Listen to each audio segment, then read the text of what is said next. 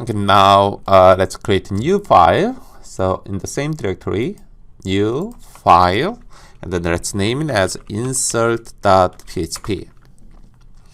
So in insert.php, very similar to create table.php. Let's start PHP code. So PHP. And the first step is making a connection. So how to make a connection? Make a connection using, yes, we want to reuse connection.php. So include the function. And what's the parameter? The parameter is connection.php. That's it. So we already made a connection.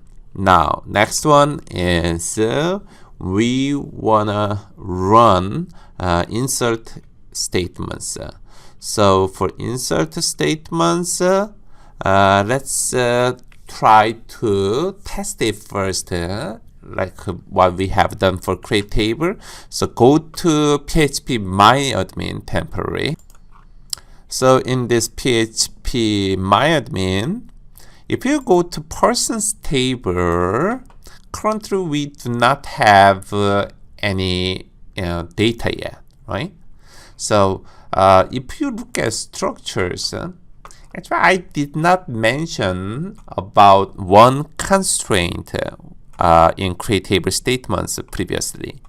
So it's a good time to talk about that constraints.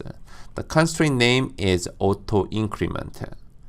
In your create table statements, when you declare this person ID, when you add some constraint, yes, definitely we made it as primary key, but we also added a new constraint called auto increment.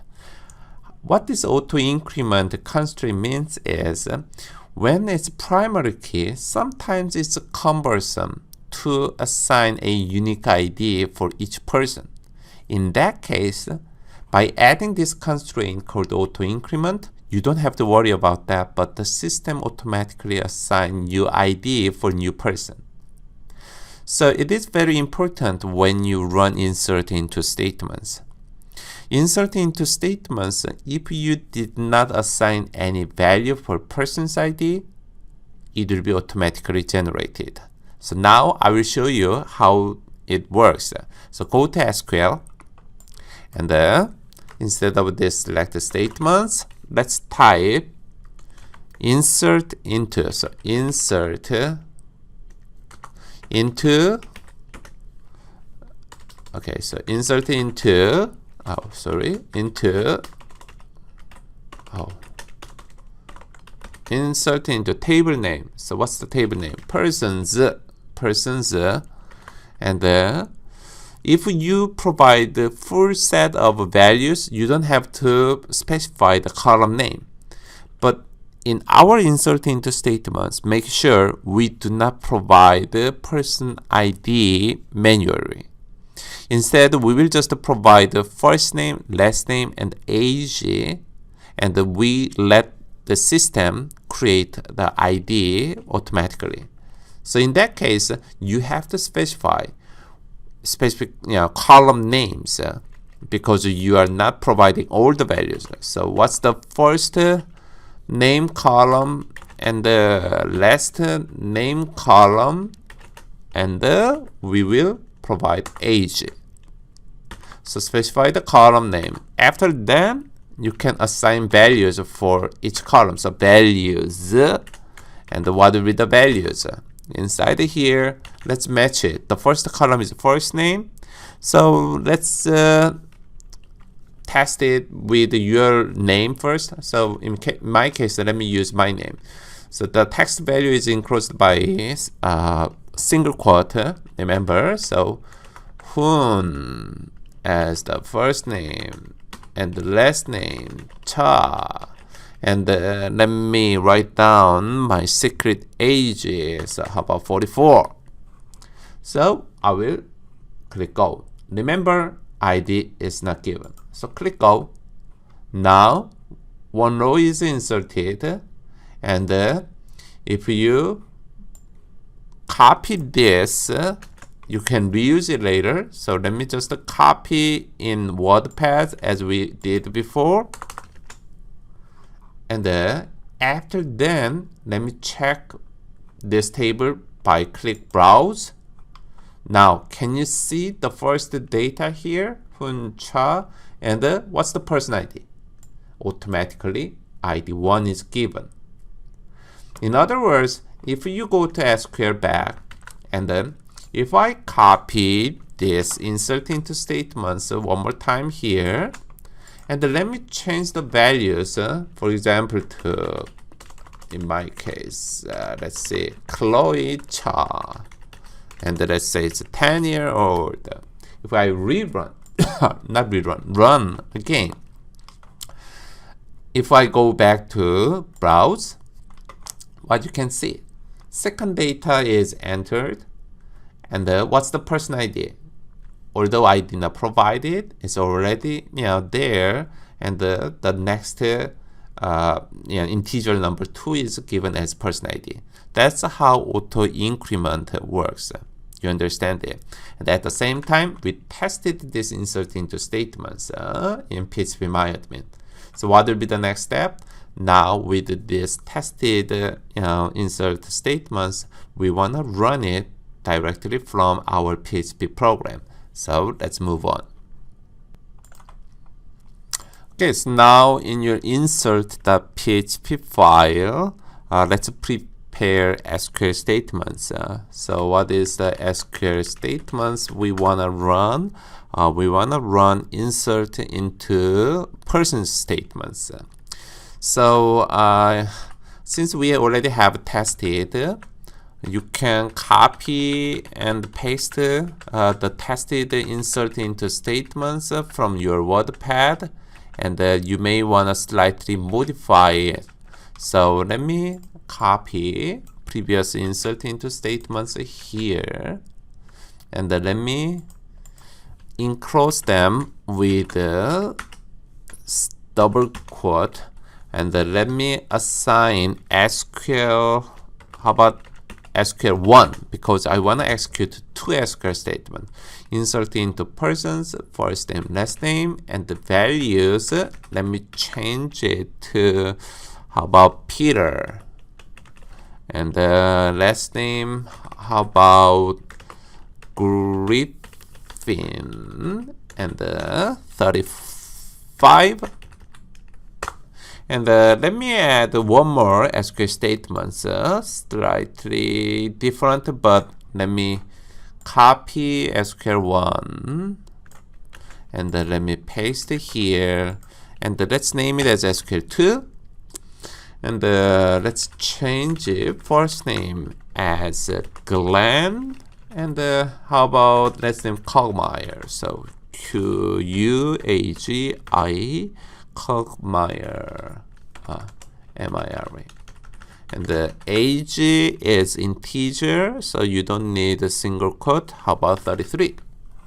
Okay, now with these 2 SQL statements, how can we execute them? It is very similar to create table statement. So function name is mysqli underbar query is the function name, and 2 parameters. The first one is a current connection, so $con, and the second one is SQL statements, so let's say SQL 1 for the first execution. So after you run it, you can save the status or result. So let's say result 1, I will save this, and for result 2, I'm going to the same logic here. So at my result 2, we run same function mysqli query function and the same connection, but let's run second SQL statements. So we run 2 SQL statements. Okay, then let's check the result. So check the error. So check the result here. How to check it? Previously we used the conditional statement if and the result block, right? So in this case, let's use if else if, because we have two execution. So else if and else block. So let's do this. So here the first statements, if how about result is not successful. So the first execution is not successful. In that case, result 1 is a variable, but we want to check whether it's not successful. So you need to add exclamation mark. So this is a not. So if the first execution is not successful, I want to echo error message. So let's say here error, and let's just show some message. First, I wanna show what was the SQL statement that was executed. So it may be a good idea to show actual SQL statements, and then let's add the error message. So how can we show the error message? It may be a good idea. It's too packed. So let's add one line space here. So line space. And then after then, let's capture error. So MySQL on the bar, error. This is the function. And let's call this with current connection. And after then, let's add another line break. How can you add a line break? Here, br tag, so HTML tag, and let's close it. Okay, so this is how to show the error message. We are going to do the same thing if there is any error with the second execution. So how can we do this? I will copy this error message here, but I'm going to modify. How to modify? First, the condition is not result 2 is not successful. When there is any error, I'm going to echo error with SQL2 one line space, then error message will be captured and another line space. Now else. So if the logic passed two conditions, now it is successful. So let's say echo the simple text message, new records are created successfully. So let's type this message. So new records created successfully. Okay, so check the result. The last step is close the connection. So let's close the connection. The function is MySQL close and current connection. So let's call this function. That's it. So now it's time to test it. So let's test it. So before you test it, don't forget to save it. Okay, so in your browser, M4T4, we want to run insert.php. So insert.php, and let's run it. Okay, so there was no error. So it says new records created successfully. So can we confirm this? So let's look at phpMyAdmin. So let me go back to phpMyAdmin. Now persons table, and we want to browse. You can see, in addition to these two test data we have added, Peter Griffin and Glenn Kochmeyer, two additional data were added using PHP. So that's about insert statements. Previously, we added two new persons information in the persons table. There is a little bit easier way to execute multiple SQL statements by running a function called MySQL multi-query function. to show this, let's create a new file. So let's create a new file, and let's name it as insert. We already have insert, so how about insert underbar m.php. So m means multiple.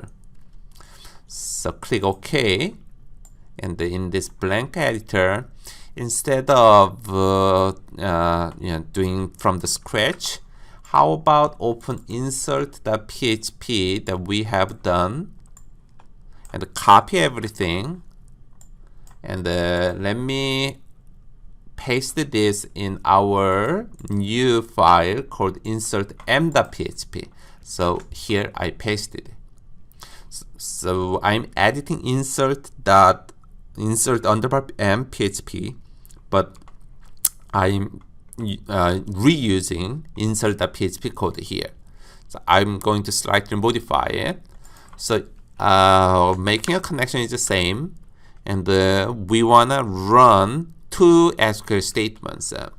So instead of having two variables for these two SQL statements, what we can do is we can make one variable. So let me delete one here. So SQL, I saved this first statements, and I want to concatenate. So I want to connect another insert into statements with this. So if you want to run multiple SQL statements, don't forget after first statements here, so after parenthesis, you have to close your SQL statements by adding semicolon. Okay, so actually there are two semicolons. Inside your double quote you have semicolon, and outside you have another semicolon. Okay, so this semicolon will close PHP, but this semicolon is required to separate first SQL statements. Now, second line, let's use same variable SQL, but we use the operator, concatenating operator, period, plus new one. So here I add this period. That means in the previous SQL value, I want to concatenate the previous one with this new text. So we have this as the second SQL statements.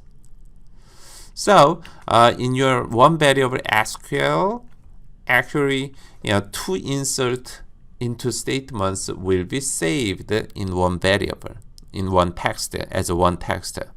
Now, how can you execute it? You have to execute this with a new function called MySQLi multi-query. So let me delete one of this, and let's rename it as just a result. And instead of MySQLi query, let me add multi here. So that means our SQL statements is not SQL1 but SQL. So this SQL include multiple SQL statements. Okay, so to check the result, you don't have to separate it. So just the result, and else if statements. So this else if block will be removed, and if there is any error message, we wanna show this with just the SQL statements. So two SQL statements, and we can show MySQL error, and the new records are successfully created. So that's it. To differentiate from the first example, I will slightly modify this data value. Instead of Peter, let's say it's a John. How about Smith? And let me change it to 30. How about Tony? And let me change last name to Kim. And age is 25. So let's test it. So let's save it. and make sure there is any typo, because we started not from the scratch. SQL 1 or 2 is all removed, so double check whether there is any typo. Okay, so let's test it.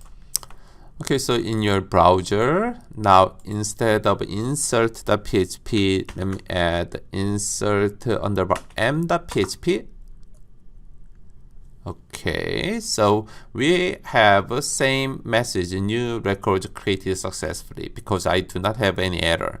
So just in case if we have any error message, please make sure your code is the same as mine, and if there is anything wrong, please fix it. So now I will double check this result by looking at phpMyAdmin. So let me go back to phpMyAdmin website, and I rebrowse it, and now I can see two more data here, John Smith and Tony Kim. So yeah, the multi-function, so MySQL multi-query function is useful, particularly when you want to run multiple SQL statements.